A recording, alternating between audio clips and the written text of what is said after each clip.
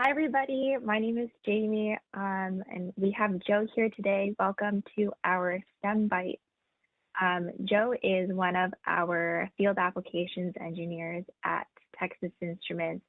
And Joe, do you want to go ahead and introduce yourself and tell them what you do at TI, as well as what we're going to be talking about today as part of our STEM Bite?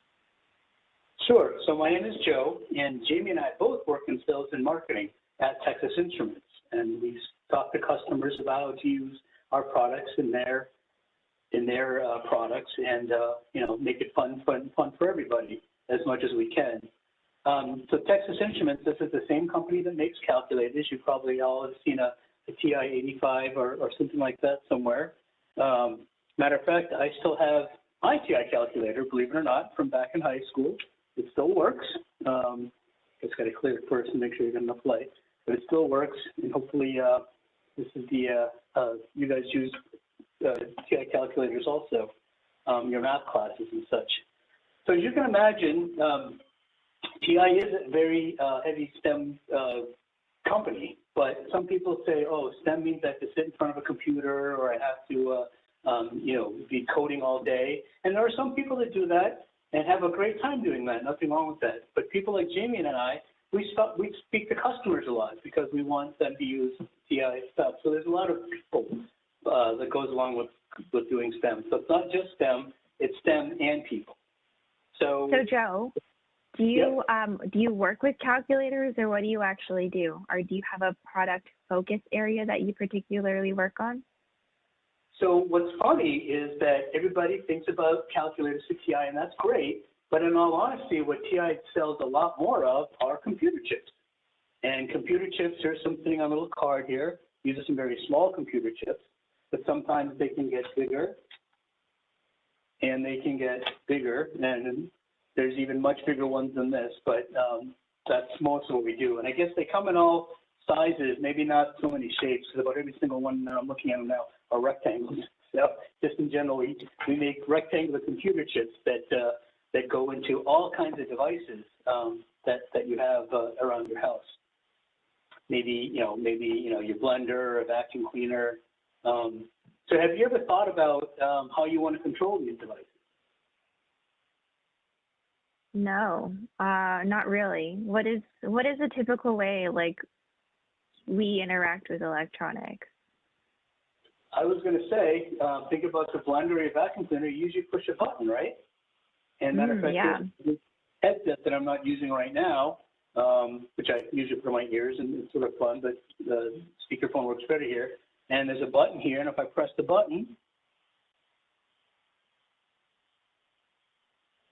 a little light comes on. Yeah, that's cool.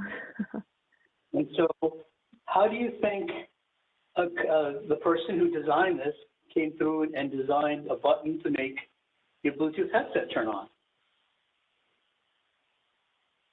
I don't know. How did they do it? Or why did they do it? Well, first of all, this is what we call in electronics a user interface, or UI. And UI is how you interact with something. So if you want to interact with a particular TI chip, we basically have to give you an environment where you can experiment and play with it. And I've got a bunch of them here, so going through the wires here a little bit. So here is a user interface, and it's sitting on what we call a PCB. And if you wonder what is a PCB, Joe? Yeah. A PCB is a printed circuit board. And if you look at the printed circuit board, it's got a bunch of chips on it, as you can see. And actually, it's being powered by USB, so there is a little LED, there's a little light on. But if I want to press a button, oops, my finger's in the way there. You can see I'm pressing a button and making this other light go on, just like you saw with the Bluetooth headset.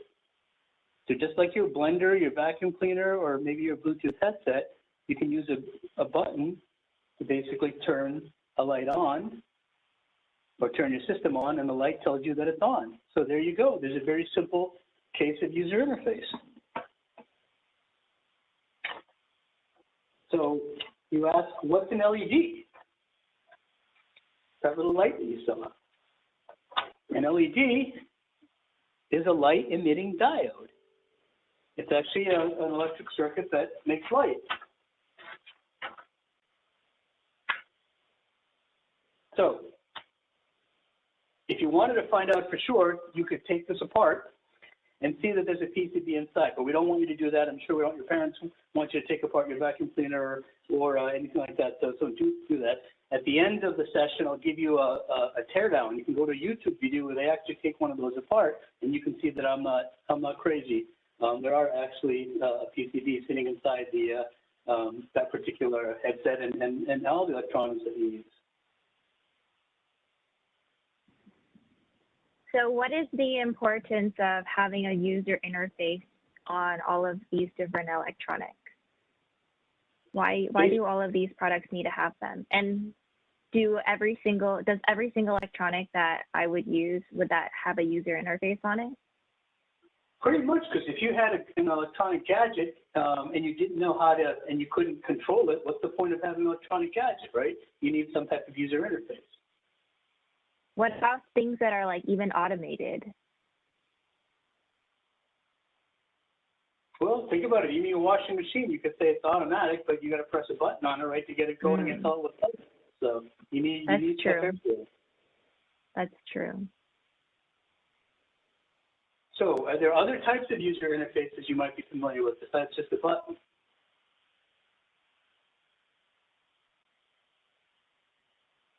Like perhaps getting a text message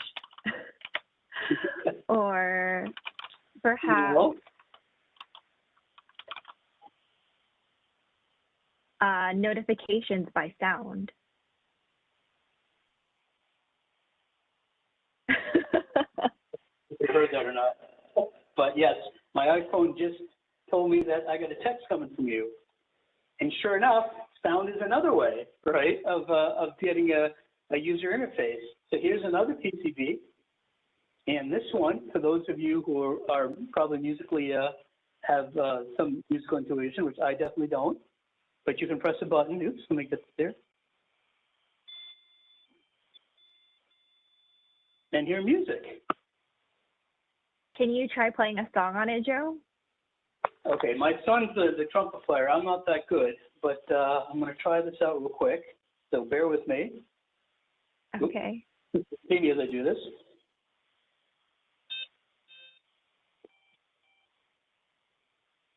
Oops, let me try that again. Sorry, I hit the wrong one.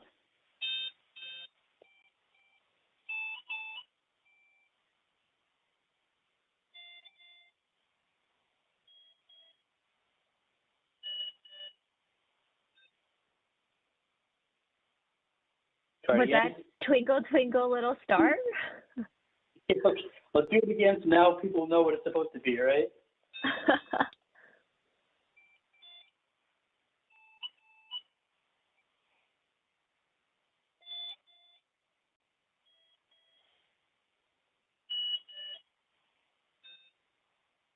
Close enough? Awesome. Close enough. One hard part is, doing stuff like C and E is easy, but D you have to use two fingers. So Gotcha. Twinkle, that's a nice way of doing it. But sometimes you want something even more fancy, right? And maybe someone's voice actually talking to you, or some type of swoosh. So here's the same board. Actually, this is the exact same red board that we saw the button before. And in this case, we call that the motherboard. And on top of the motherboard, we have something called a daughter card. And the reason to have the daughter card is it's got this nice fancy speaker. Yes, I should have shown you on the notes on this one was a very tiny, right, a tiny sort of boring speaker. It wasn't very loud. This one's a bit louder. And what we can do is actually put voice patterns on here. And so same type of deal when I'm going to press a button. So there's actually 5 different samples on this board. So user interface here, I'm going to press a button. You can see the light goes on. Oops, there's the light going on. I don't know how well you can hear it. I'll put it near the microphone. Be that okay? Now, Yeah. again, use the interfaces. I'm going to flip it. So that was number 3. I'm going to flip it. Let me get this. And this other button now will go red, more user interface to change it. So 1, 2, 3. And now we get someone's voice.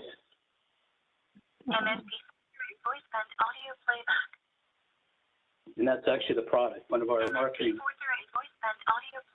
people talking about what that is. So Joe, you're using buttons which is a UI to help you demo a user interface, which is the audio. So you got to use your user interface to show off your user interface. Exactly, that's true. That's what happens. Okay, now, awesome. What I was thinking about too was that, you know what, that vacuum cleaner, that blender, if you could just tell me that I'm done and just tell me I'm done, you know, that would be great, right? But then I thought about it for a minute and said, wait a minute, if the vacuum cleaner's on or the blender's on, am I going to be able to hear no matter how loud the thing is, right? It's a little tough to do. So we came up with another way of doing stuff, which is being able to actually read it, right? And so we have something called, oops, let me go through the wires here. Oops, just got knotted up. There we go. And maybe instead of saying, I guess saying all done was a little more complicated. I here just have something where we have a display, which was counting up, but now it's saying hello to you. Does that come out backwards? I can't tell. It's backwards to me. No, it looks good. I can read it. There's a heart and an exclamation mark. Oh, hello. Yep, it's saying hello to you instead of all done. Awesome. I guess I could have programmed hello into there, and it's showing you all those symbols. So you see, and so this is a display. This particular one, it's called an LCD. And you say, well, what's an LCD stand for? It's a liquid crystal display. And you'll see this on gas meters. You'll see this on, you know, all kinds of places. Not as fancy as maybe your laptop, but something that's nice to be able to read stuff. So that's another user interface. If things are too loud, go ahead and try to read it. Awesome. Okay, so I think we've got a few more minutes before your time is up, Joe. Oh, okay, third rush then. Okay, well, just wanted to show you some challenges that, you know, we've done in the past when it comes to sound and reading and such, and realize that, you know, when you do user interfaces, you know, so for people to interact with electronics, the problems never end. And I'm going to start with a little bit of history here. Some of you are going to wonder what this is. Unfortunately, it's broken. It doesn't work, but I probably need to throw it out. This is an old VCR, believe it or not, a video cassette recorder. This is how we used to stream movies. And unfortunately, it's broken, but what we used to do is we used to put stuff like this, video cassette tape, into the recorder, and that's how we used to watch movies. And what's very funny, since this is broken, there's a little display on here. Just we talked about displays that you can't see. But guess what happened all over America when VCRs first came out? Nobody could figure out how to program the clock on their VCR. So I'm cheating a little bit here by using something else to get the point across. But this is what every VCR in America would blink in people's houses all over the place, because no one knew how to program the clock on their VCR. They would just watch movies and not be able to record the TV shows. Of course, nowadays we have DVRs built in, right? You can put a DVR into your all kinds of products. So what I want you to think about on the way out here is that, you know, these problems don't go away. And you say, well, Joe, you know, I can program my DVR. It's real easy. I just do it on a phone. Oh, yeah, that's true, right? Or you just, you know, type it in. Well, I have a problem, which is I've got this iPad, and I've got a bunch of Wi-Fi hotspots that I would like to connect to, and I don't know how to type in the password. And it's such a pain to type in the password. So just think about the fact that the engineering problems continue on, and hopefully one of you can come up with a way to make it easier to type in the Wi-Fi password every time I go to someone's house. Anyway, just to end on that note, there's always an addendum or a reference. I wanted to at least put up some places for you to go to learn more. Oops, I guess I put it that sideways. Just to learn more about LEDs and buttons, and also up here's the YouTube video if you want to see the teardown of the actual of the Bluetooth headset into the PCB inside. Okay, awesome. Always a reference. So Joe, how does what you do in your day-to-day job relate to user interfaces?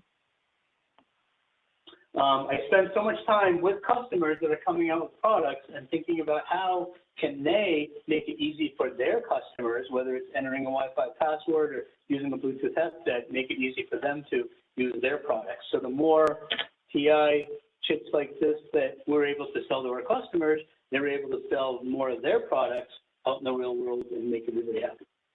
Got it. So what do our TI chips, how do our TI chips help our customers with their user interfaces?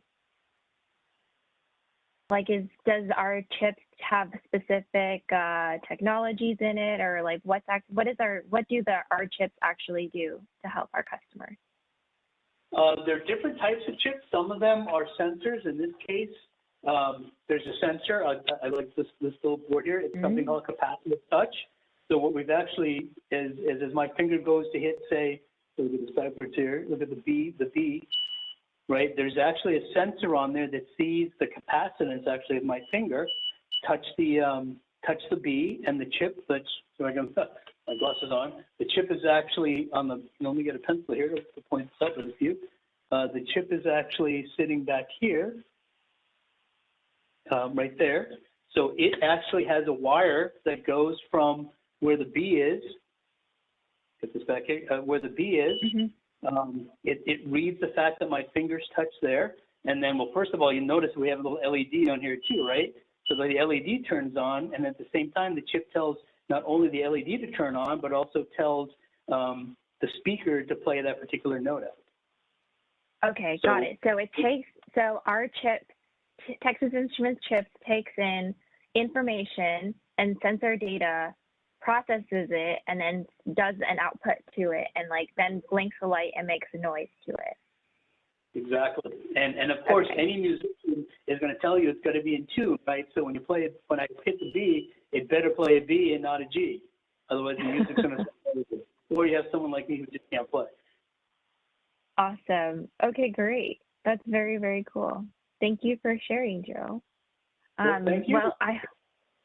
Yeah, we hope you learned a little bit more about what we do at TI, and also about user interfaces. And the next time you go and look at your electronics, think about how do you interface with your electronics. Think about all of the engineering problems that the engineers have to solve in order to make it a little bit easier for you to use any of our electronics. Sounds good. Thank you for joining. Thanks, everyone. Take care. Thanks, Joe, for being here. Bye. No, thanks. Good too.